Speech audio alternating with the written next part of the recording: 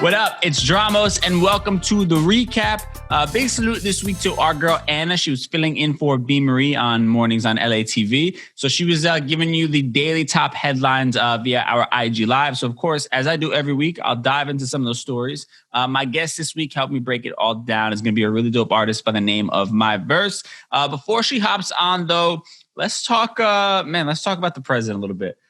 Sadly, we just keep having to talk about this president, and he's always making some sort of headline and not in a good way. So obviously the big story last week was him catching the Rona. Well, now he is out of the hospital, back at the White House where he's supposed to be quarantining in his room. But of course, Donald Trump doesn't, play by the rules. He doesn't care about the rules, doesn't care about experts. He does what he wants.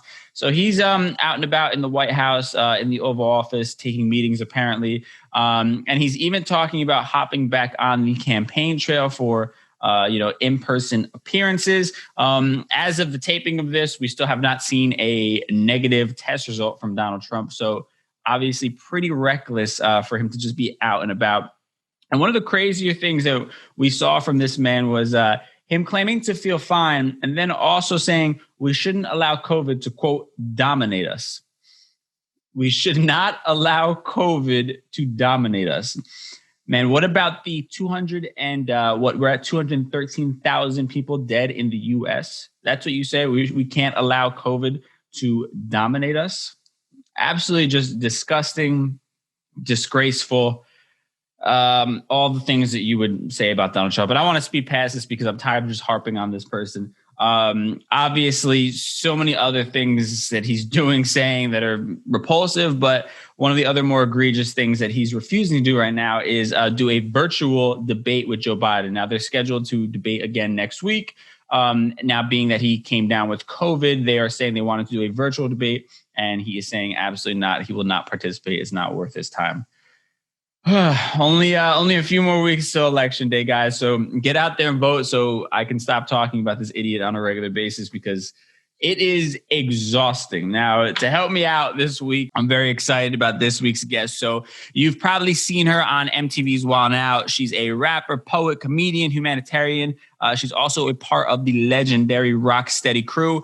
Her latest single, Bayamong, is out everywhere right now. Myverse, how we feeling? I'm feeling good, man. Blessed, highly favored, and just grateful to be here with you, man, for real. Well, I appreciate you. All right, so, first and foremost, how you been throughout this whole thing, man? It's been a weird few months for everybody, right? But how you been dealing with it? It's been good, man. Like, you just got to make the best of it, make the best of your time. I grew up, like, my brother's 8 years older than me. So, like, I grew up really kind of just being on my dolo. And my mom didn't really let me, like, watch TV. So I used to just be mad creative. And low-key, like, grateful for that because, I've been able to stay busy with creating and just making music and, getting this music out there for placements for, like, TV shows and, like, movies and stuff. So it's just giving me a lot of time. You don't realize how much time is in the day till you have to, like, sit down and not go anywhere. You know what I mean? Right. No, that's good. I mean, that's good to hear that you're being productive and making content. So, I mean, I've been following you for a minute. I think you're hilarious. I fuck with what you do. So I want to have you kind of come in and help me break down some of this, like, past week's biggest stories. I want to get your take on them. All right, dope. All right, so, I mean, obviously politics is a big thing right now. We got the presidential race and all that. Last week was the debate with Trump and Biden.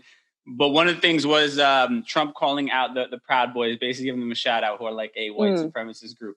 But then, of course, the internet is going to internet.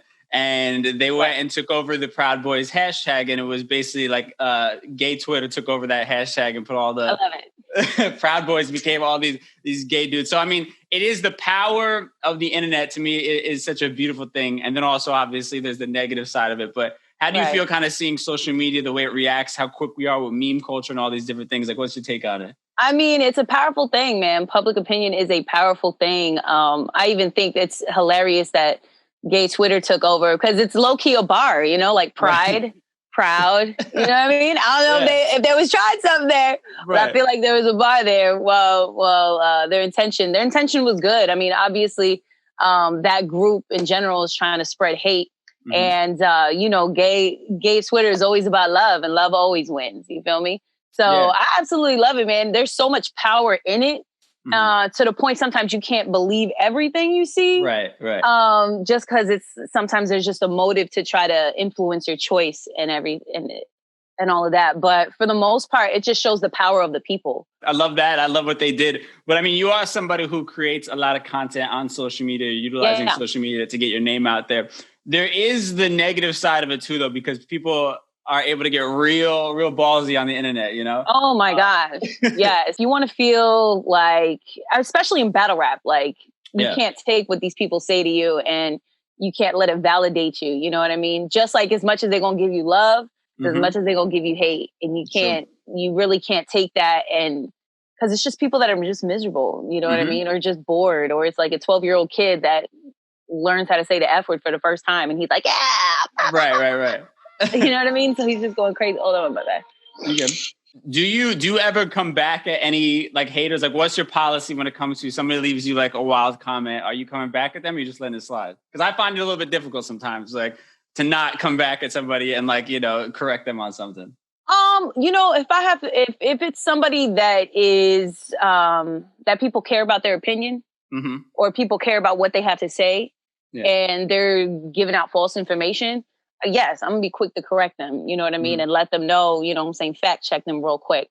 Sometimes, you know, sometimes there's just like, man, it just, the joke writes itself. So I'm like, okay, maybe I should just, you know what I mean? Maybe I should say something like when people be like, yo, when you gonna give me your OnlyFans? And I'm just like, the link in my bio is for OnlyFans. And it's really to my website because OnlyFans will click on that link. Right. So like, to me, it's just, I don't know, which way can I turn it to where it's going to benefit me? You know what I mean? Is giving my energy to this person going to benefit me at the end of the day? That's very big of you. I like that. You're a lot bigger person than I am. I know Gary Vee always says that you have to think to yourself, like, the person must be having such a miserable life for them to do that. They need love more than they need you to actually come back at them with hate, is basically what he says.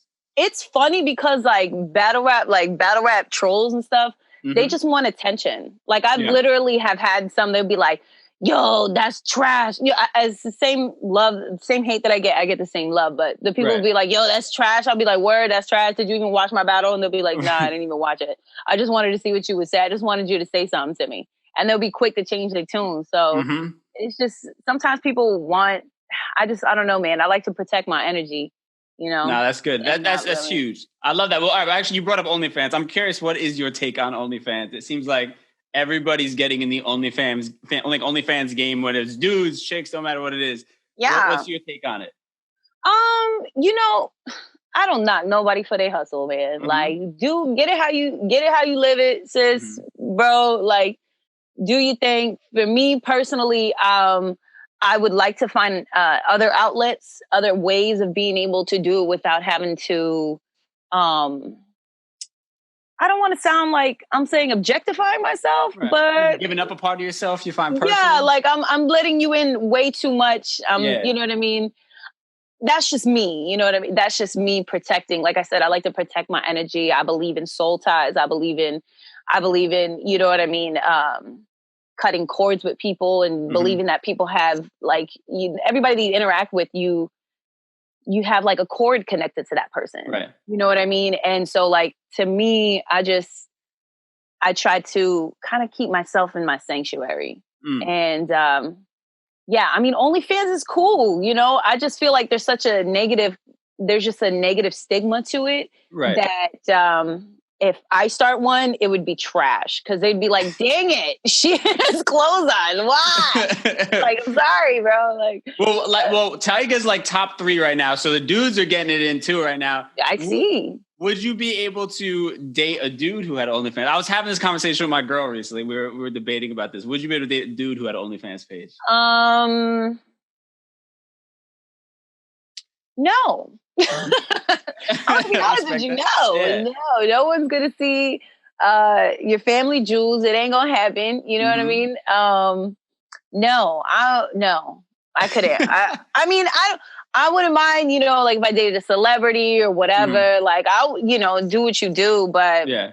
I mean, that's kind of the conclusion I came to, is like, it is a personal thing. Listen, to each his own, man. I'm not here to judge anybody, right? But for sure. for me personally, like, I think you got to hold certain things sacred. You know what I'm saying? At least, like, if I'm in a relationship with somebody, I want to know that that's mine. You know what I mean? Like, and I'm theirs in that way. You know, so that's kind of the conclusion I came to with that. So, I mean, you talk about the battle rapping, and that also leads to a lot of stuff comes along with that, because you're leaving yourself open for people basically to clown you and to talk on you. I'd imagine also even just dating you would be difficult in that aspect. So the dude would probably want to swing on another dude if they said something wild, you know. But I mean, we saw in the debate, Mike Pence had a fly land on his head for like 2 minutes. Yes, body bag. And that was a big story. So I'm curious, anything weird ever happened while you're in that whole, you know, freestyle? You're battling with somebody, that whole stage over there. Anything weird happen? Man, I think the craziest was I had battled this girl named Star Smile. Shout out to Star Smiles. I battled her, and she started changing her clothes in my rounds.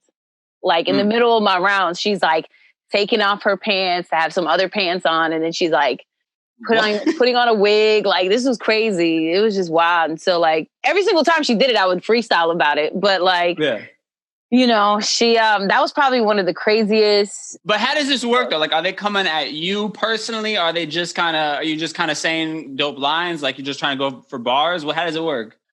You know, you know who you're about to battle. Usually you get like a month or 2 month prep. Some people are lucky enough to get like 9 months, 8 months, you know what I mean, of preparation. But you know who you're going to battle, and you write 3 rounds for that person. And then, you know, you could go personal, or you could just be super funny. And, you know, it's just depending on your style. You could be super gun bar heavy. You know what I mean? So yeah, I mean, you know who you're going to battle, and you just kind of write 3 fire rounds for them. So that's kind of where battle rap evolved to. Have you ever been like personally offended by something somebody said? Like, it really hurt you, or you don't want to admit it? No, you know what? I don't get offended. I get annoyed. I get annoyed when they try to like say that I smashed certain people that I didn't, and it's just like, ew. It goes that far. Oh yeah, man. It's like high school. I'd be like, you have a picture with this person, so you guys are, you know, like TMZ, like, girl, chill. I got standards. Bitch. See, that's why. But I'd almost imagine too, as a woman, it's got to be a little bit strange too, because you have to. I don't know. It's tough. We were talking about this on the breakfast. We were talking about Kamala Harris and you know how they felt like she almost had to allow herself to be super calm because she didn't want to get that stigma of the angry Black woman. You know what I mean? And it's upsetting that, like, as a woman, you now have to overthink and compensate for so much more than you would as a man. Do you kind of feel that way in this, you know, world that you're in? You know, right now I'm actually in this space, and it's funny that you say that. I'm in this space of, well, in battle rap, you got to be angry. So we want you to be loud. We want you to be angry. We want you to be soft out here. You know what I mean? But like, I'm in this, and as a female, you know, you have to work really hard, because it's like, people are always going to say, oh, you're only here because you look this way, or because you're this, because you know this person, or because you are associated or you're dating this person. This is why you're here. So you have to work like extra hard to prove that, one, you wrote it yourself, because there's this whole stigma that female rappers don't write their own, when really that's not the case. And 2, you have to just prove like how original you are. And like, and it sucks because sometimes like these dudes be straight up taking your bars and like using it themselves, you know what I mean? And so it's like, you don't get the credit or the just due. And right now I'm in this space right now where I feel like, you know, and we're going to get to that point where women deserve to get equal pay. You know what I mean? Especially if you're working the same amount, if you're doing the same amount of work as another person, and your brand is as big as that person, I believe that you should get equal pay, or at least fair pay. The pay gap shouldn't be as big as it is right now. And so I'm excited though, because, you know, there's events that are coming up that females are being booked for, and it's going to really prove and show the caliber of MCs we have in the female species.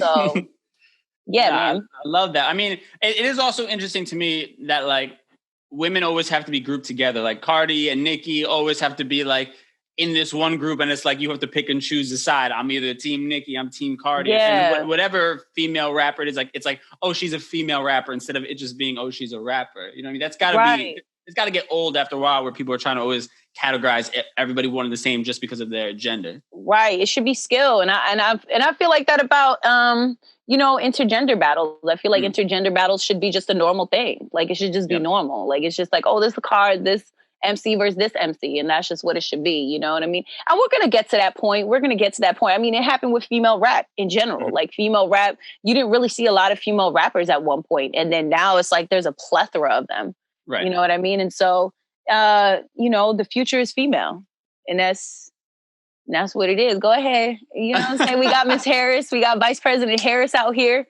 We celebrate. Let's talk about it, though. I mean, we celebrate in 100 years this year that women could vote. Yeah, which is crazy that it wasn't even that long ago. It wasn't even that long ago. You know what I mean? And so, man, it's progression out here. It's nothing but revolution. That's where we at. Nah, I love it. And make sure you go out there and vote, people watching. I voted. I'm so happy I voted. I voted last night. I love that. See, and it's funny, people are like, oh, I don't like nobody, so I'm not voting, whatever case it be. And that's so frustrating because people fought for the right for you to be able to vote, and then you're just going to throw it away like that. It's incredibly frustrating. I feel like that happens a lot, unfortunately, even in our community. If you look at just like Latin voter turnout, we're not anywhere near our white counterparts, and even the African American community. It's really sad to see that we're not making sure our voices are heard. You know? Yeah, no, I truly believe that. You know, I voted for Obama. I'm gonna be honest with you, like Hillary versus. I'm such a bad rapper. Hillary, like Hillary versus Trump, right? Yeah, it works. I honestly was like, Hillary got it in the bag. She's good. I'm good. I ain't gotta do nothing.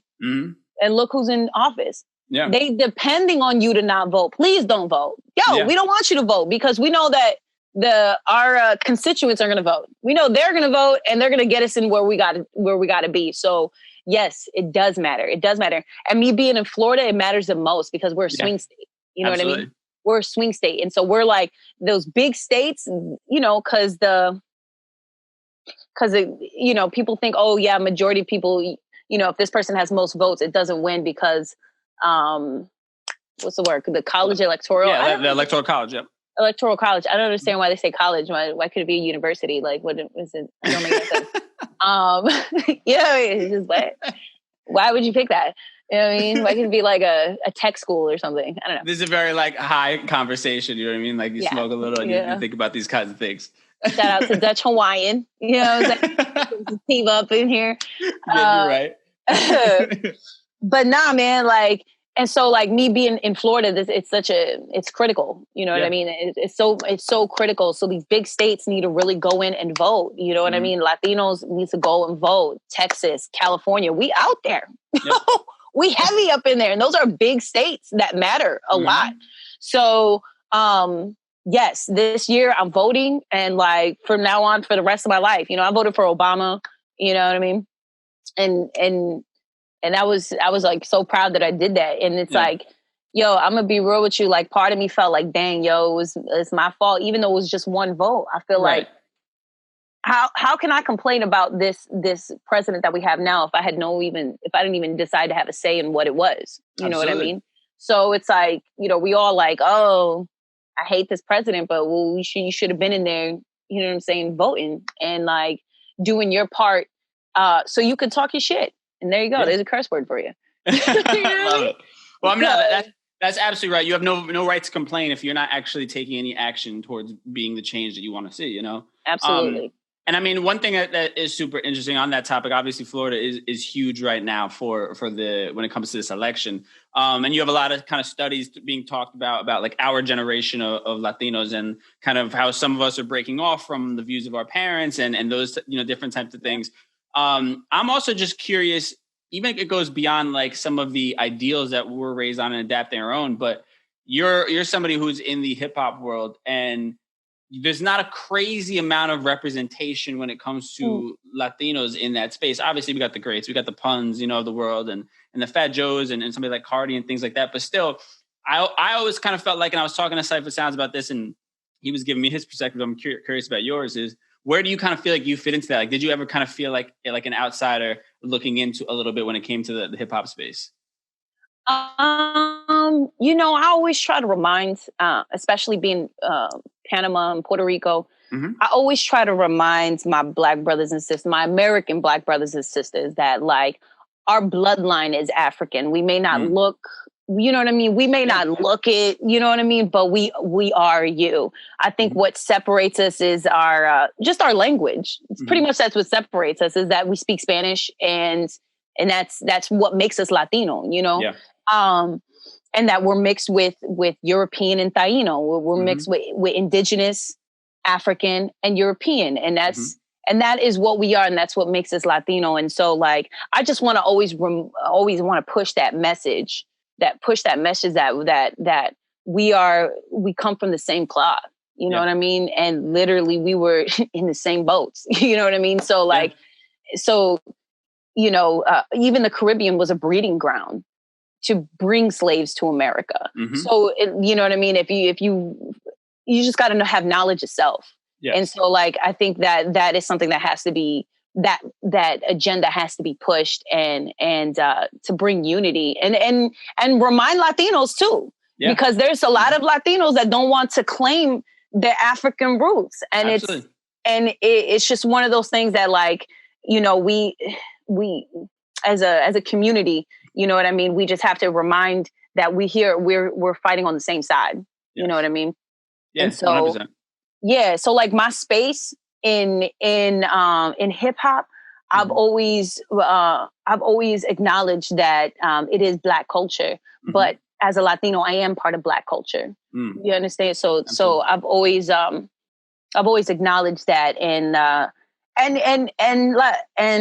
Latinos have been there from the beginning. You know what I mean? From Rocksteady Crew, from Crazy Legs, you know what I mean? B-Boy Spy was one of the first like B-boys out there, and that was in New York, in Bronx. You know what I'm saying? You had the B-boys, most of the B-boys or B-girls were Boricua.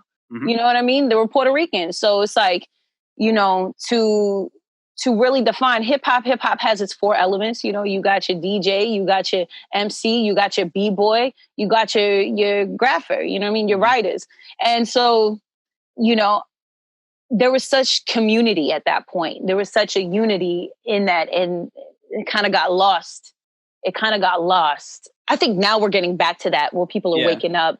You know what I mean? They're learning their history. They're learning, you know what I mean? We're not taught this history. You know what I'm saying? Like, if you really think about it, I was just deep dive into it recently. I'm like, yo, why is it so hard for me to find the history of all these things and to make these connections? Why do I have to look in multiple places? Why weren't we taught this in school? So that's really what a lot of it comes down to. And I love that you taking the time to do that research as well, because I think it's very important that we, when we have platforms, we speak on these things and educate other people.